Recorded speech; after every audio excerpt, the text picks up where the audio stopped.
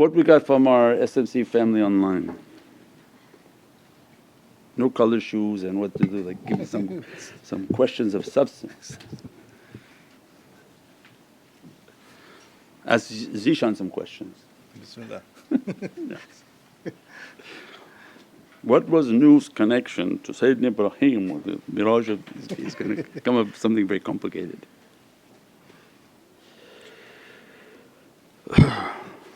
As-salamu alaykum Sayyidi. Wa alaykum as-salam wa rahmatullah.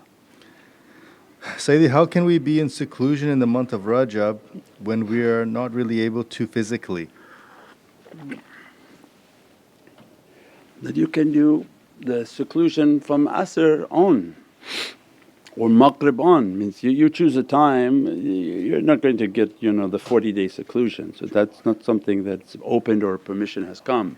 So it's not about doing the 40-day seclusion and, oh yes, this is my time to go into seclusion. No, you say, I want to spend a time in which I isolate myself.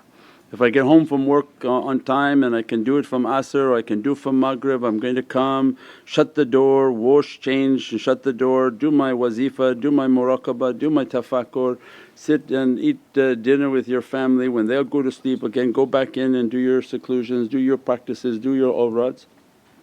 Do things that you come against the self if that's what you're choosing to do for that month, and everything is by intention. Those half hour, whatever people can put aside for Allah has immense fruits and rewards. Now can you do 40 days straight? No, people would mainly go crazy after 3 days because of too much energy, too many things. So that's not required and that's not a permission that was given. So it's just basically intention to seclude myself a little bit more, to do a little bit more worshipness, to have good deeds, good character, good actions. If those can enter into the diet then they'll try to enter into their diet. It's not something mandatory, it's something that somebody has to choose and want to do. Then this is the month to do it. This is a month that has immense lights and immense blessings from Allah inshaAllah.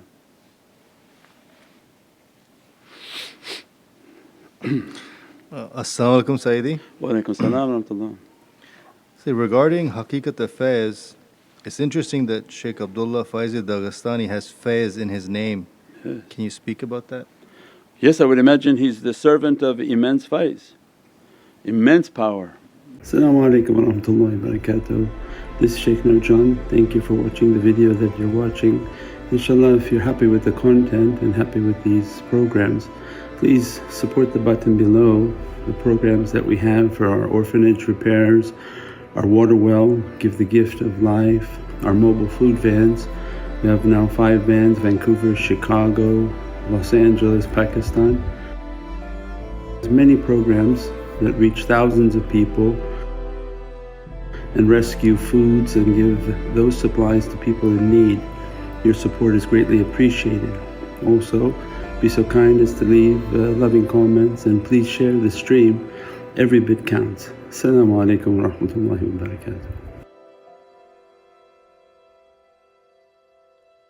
barakatuh. Immense power oceans, and this is the gift of the tariqah, that's why when they connect to the tariqah, connect to the shaykhs, because of their seclusions, 5 years, all of what they achieved, they've made the chain very powerful.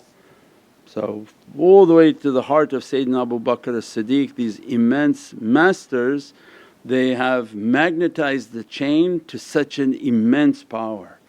So just connecting to the chain and to connect into their presence, to see their face on every broadcast. We have Sultan al-Awliya, Shaykh Abdullah Faiz ad-Daghestani, Sultan Shaykh Muhammad Nazim al-Haqqani, and keeping under their nazar, there's a power coming through that chain that's immense.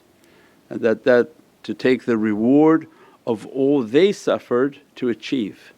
And Sultan al-Awliya, Shaykh Abdullah Faiz ad-Daghestani Qaddasallahu Siru even advised that do a mawlid in my name. and do it in our way. And that's why 3 days a week we do Milad al-Nabi with intention to be under the Faiz of Sultan al-Awliya Shaykh Abdullah Faiz ad-Daghestani. And he said, "Today just 5 minutes of that mawlid, I will dress you with 9 years of seclusion with me." SubhanAllah. This is his love for Prophet, and that every time you do that milad for the sake of Prophet, I will take your soul as if you did 9 years of seclusion with me. So this is immense. That's why 3 days a week we are asking people, watch, it doesn't cost you anything. And you watch, take the dressing, the faiz, the blessings, make your muraqabah. And that's why we're teaching now everything is based on muraqabah. How are you going to be safe from munafiqeen? When they're telling you the dangers inside the community, not outside. With the people whom they meditate and they connect their heart becomes very sensitive. When somebody starts to talk, their heart can give a feeling that this is not the right way, what this person is saying is not right. So everything is improved by the way of tafakkur. And the only way to fight yourself is if you're a person of tafakkur. Otherwise imagine all day long somebody listening to their inner munafiq. That's horrible, horrible, and we see the destruction within families. There's nothing, there's no family when there's a munafiq at the table.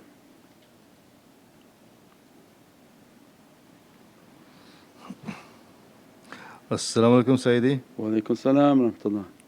Sayyidi, my nafs is very heavy, and while doing the 40-day lentil diet, can I use dipping sauce with the bread, or is this too much for my nafs? Talk about the lentil diet. Yeah, no, don't do it. Yeah, just have your food, do enjoy yourself. Don't ask to modify things. That doesn't help anything. Your nafs is asking and typing, can I change it, have a salad, can I do this? No, don't do anything. Stick to what they've asked us to do if we can do it, and have faith in Allah that Allah will support you to be able to do it. This is what whatever your faith is, step on and go in. But if the ego wants to modify everything, well then we begin to modify every aspect of our life. So something in our life we have to hold dear to ourselves and try to adhere to it the way that it's been given to us, and with it comes all its rewards and its blessings. As-salamu alaykum Sayyidi. Wa alaykum salam wa rahmatullah. Regarding your talk yesterday, we have microbiome inside us, outside and everywhere. Are these all jinns, and do they control our nafs, our diet, and influence our actions? Woohoo! Well, if you're a doctor then you probably know better than me, so I'm not going to pretend like I have a license in biology, science or medicine. So yeah, the basic understanding is that what we couldn't see we would call jinn. So there's an energy force and creatures that we don't see, and this was energy. These were the jinn nations, and we said they're from every type of non-mass structure. Now they had a microscope and they can see it, but it didn't change the realities because you're not seeing it with your physical eye. So it's a dimension that's not visible to the physical eye. Then if you study those microbes, and they seem to be operating on their own, and if they have an environment they start to take a sustenance and grow. So there's something growing in something else, means it's a foreign body. Then if you study the parasites and the effect of certain microbes, how they affect you. How does a parasite attach itself to like a nerve and begin to make you not able to think or see or some sort of effect on you? How is it doing that? That the parasites that can enter into the body, from a tick they say a parasite can enter in, you give you Lyme disease, and the parasite that is clinging to a nerve is now changing something in your entire body. How is it possible? That something is like an amoeba that they're calling a parasite, and it has the ability to control this entire huge human being and paralyze their nervous system, paralyze their health system, everything.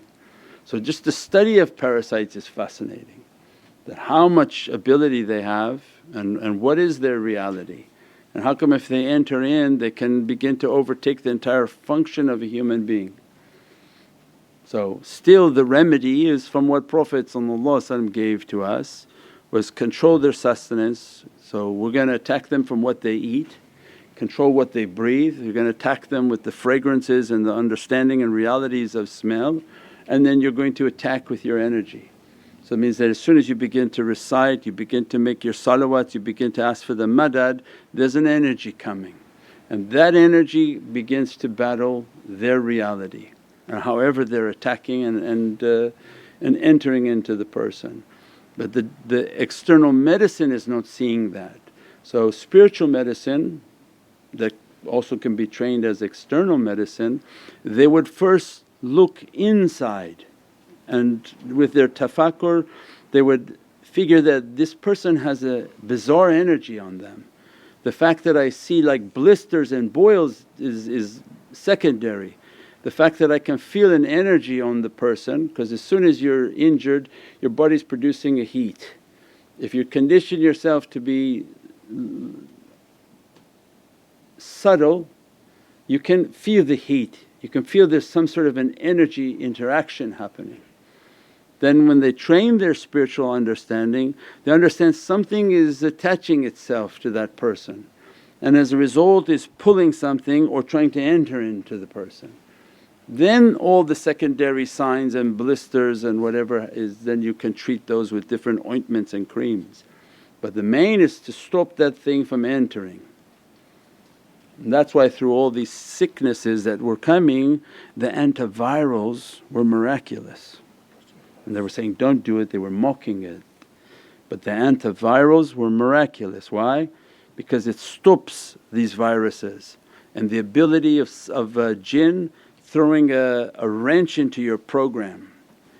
Because they'll come in and they'll throw something into your system that would multiply and quickly try to take advantage of your physiology.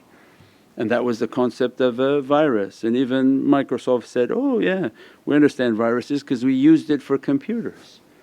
When they wanted people to upgrade their operating system, they created computer viruses. And they would launch it through an email or through something, and all of a sudden you needed a whole new operating system and you have to go download something.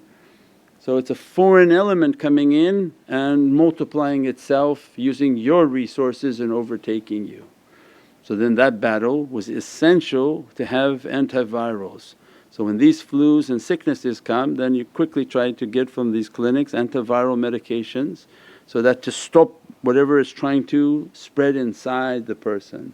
Then your zikr, your madad and all your connection to push away the entity that's trying to attach itself, inshaAllah.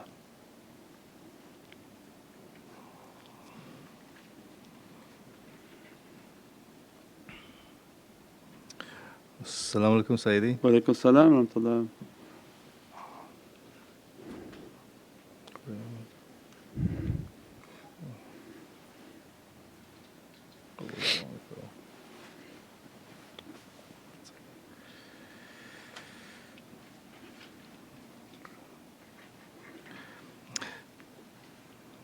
Sayyidi Rajab Mubarak.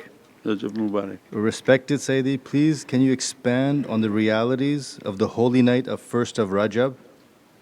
InshaAllah the next Thursday night, Laylatul Riqaib, is the passing of the light from Sayyidina Muhammad's holy father Sayyidina Abdullah to his holy mother Hazrat Amina salam. And this passing of light and the celebration of the passing of light, the celebration that Allah's secret and reality is going to be known. So all that we've talked about of the birth of the light of Prophet is the secret of Allah's hidden treasure wanting to be known. As a result of knowing that haqqaiq, that, Ya Rabbi, through this immense light your realities were going to be known, for the sake of that event grant me my desires, grant me what I'm in need of. It's not so much for tariqah people to have desires, but grant me what I'm in need of, that my rizq to come without in need of a person to intervene, my health to be good and my wealth to be preserved. So all of the essentials of life, Ya Rabbi, that to secure that through these difficult days and that Allah to be pleased with us, and the love of Sayyidina Muhammad to be pleased with us, inshaAllah.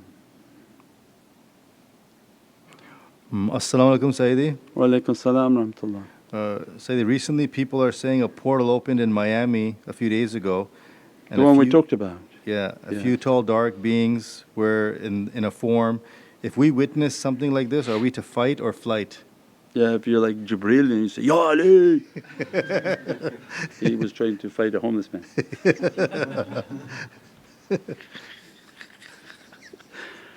That you have to look to your own heart, right? You have to say, okay, you have that connection, you have that ability, then make your madad at that time and ask for the energy to come, and if it didn't work and they ate you, then you weren't ready. Right? So when Sayyidina Ibrahim saw the fire, قُلْ يَا النَّهْرُ كُونِي بَرْدًا وَسَلَامًا, he jumped in. Now the guy next, when the king was going to torture the next guy, that didn't work. So it's based on faith, right? Everyone has to understand their faith, how much they practice, and that's why we're practicing, that's why we make our connections. As soon as you start to truly make your connection, they will from above begin to open the experiment within your home. Don't worry, they love to do these things. Your home will become a testing grounds. Many things will start opening and coming after you. So at night they bite on your feet, that's okay, don't worry about it. You got 9 other feet. You woke, you feel something is touching your back, you make your madad and don't worry about it. You have to become familiarized with unseen realities. This is a part of faith, but it's not taught anymore, it's not practiced anymore, and everybody's petrified to death of everything for no reason. So it's based on your faith with Allah, nothing coming in to harm you, inshaAllah. But you're doing all your practices, it's probably one of the good guys coming in and pretending. And to see how much you have fear, how much you have consistency, that if in the room you're sitting and you're praying and all of a sudden you feel a presence and you start to get scared, then your tawakkul is you have to rely on Allah, that Prophet is with you and awliya are with you. And that builds faith, and it becomes stronger. So that has to be practiced, and that will open up from their side.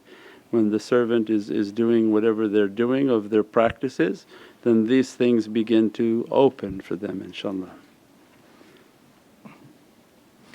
As-salamu alaykum Sayyidi. Wa alaykum salam wa rahmatullah. Sayyidi, what energy are we carrying when we recite the awrad? Is it the energy of war? What energy you're carrying? You're carrying heavenly energies. Heavenly energy, it can be used for anything. When you have heavenly energy and a war breaks out, then heavenly energy becomes war energy. If you have heavenly energy and sickness breaks out, it becomes healing energy. So it's a Divinely energy that makes no distinction. So that's Jalali wa Jamali, it doesn't make a difference. You do your practices, so they become loaded with energies and loaded with angelic realities, and whatever opens will open at the time, and whatever's needed will be given and needed at that time. But the main thing is to make the connection and have that connection and have that ability, inshaAllah.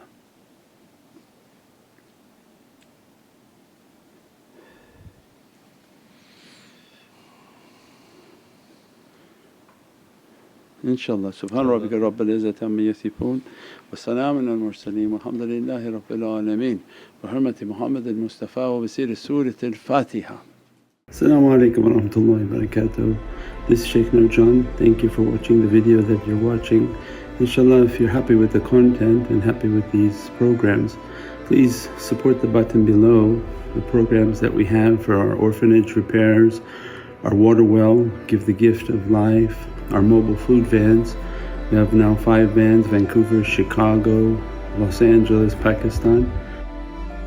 There's many programs that reach thousands of people, and rescue foods and give those supplies to people in need. Your support is greatly appreciated. Also, be so kind as to leave loving comments and please share the stream. Every bit counts. As-salamu alaykum wa rahmatullahi wa barakatuh.